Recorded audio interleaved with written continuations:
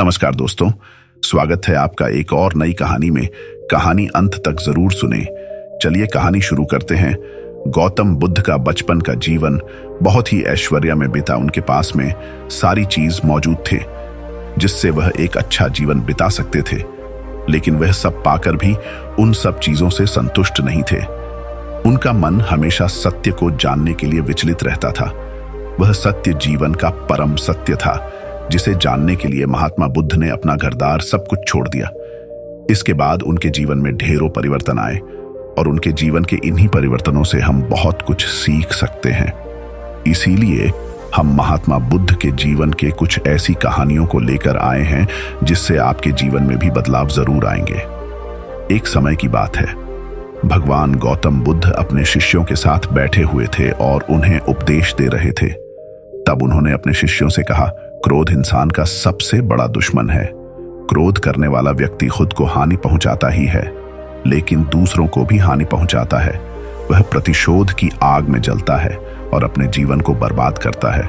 उनके उपदेश खत्म हो जाने के बाद उनके शिष्यों में से एक शिष्य खड़ा होता है और उसे बोलना है, तू एक ढोंगी है, तेरी बातें मनुष्य के रहन से विपरीत है।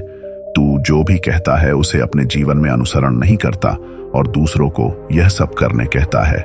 जब उसका वह शिष्य गौतम बुद्ध को उल्टी सीधी बातें कह रहा था, तब गौतम बुद्ध ने कोई प्रतिक्रिया नहीं दी और वे शांत बैठे थे। लेकिन ऐसे में वह व्यक्ति और भी ज्यादा गुस्सा हो गया और गुस्से में आकर उसने गौतम बुद्ध के मुंह पर थूक दिया। इसके बाद भी महात्मा गौतम बुद्ध को गुस्सा नहीं आया और वह शांत थे। उन्होंने अपने चेहरे से थूक को पूछा और वह चुपचाप बैठ गए। यह सब देखकर उस शिष्य को समझ नहीं आया कि वह क्या करेगा। गुस्से में आकर वह उस जगह को छोड़कर चला गया और अगले दिन जैसे ही वह अपने घर पहुंचा, तब तक उसका दिमाग शांत हो चुका था। दिमाग के शांत होते ही उसे इस बात का एहसास हुआ कि उसने कितनी बड़ी गलती की है, उसे पाप हुआ है। वह खुद को मन ही मन कहने लगा, यह मैंने क्या कर दिया? मैंने महात्मा बुद्ध का अपमान किया। ऐसा पाप मैं कैसे कर सकता हूं? मैं बहुत बड़ी गलती कर दी। मुझे जाकर उनसे माफी मांगनी होगी। यह कहकर वह तुरंत ही गौतम बुद्ध के पास चला गया, लेकिन गौतम बुद्ध स्थान पर नहीं थे। ऐसे में वह जगह जगह भटक कर उन्हें खोजने लगा। जैसे ही उसे महात्मा बुद्ध मिले तो वह उनके पैरों पर गिर गया और उनसे कहने लगा, मुझे माफ कर दीजिए, मुझसे गलती हुई है। मैं आपका अपमान किया है। मैंने यह बहुत बड़ा पाप किया है। यह सब देखकर गौतम बुद्ध ने उससे कहा, शांत हो जाओ। क्या बात है? मुझे बताओ, तुम कौन हो? गौतम बुद्ध के यह पूछने पर वह शिष्य चौंक गया। वह सोचने लगा कि महात्मा बुद्ध मुझे कैसे भूल सकते हैं? मैं तो उनका अपमान किया था। यह सोचकर उसने महात्मा बुद्ध से पूछा, मैं वही शिष्य हूं जिससे कल आपका अपमान किया था और आप इतनी जल्दी मुझे भूल गए? तब बुद्ध बोले, हमें कल की बातों को कल में ही छोड़ देना चाहिए। वह अच्छा हो या बुरा, उसके बारे में बार बार विचार नहीं करना चाहिए।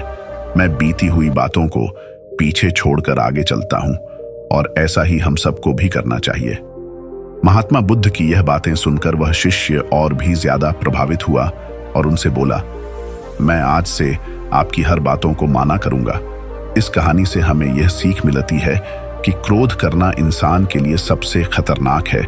यह मनुष्य का सबसे बड़ा दुश्मन है जो उसे बर्बाद कर सकता है।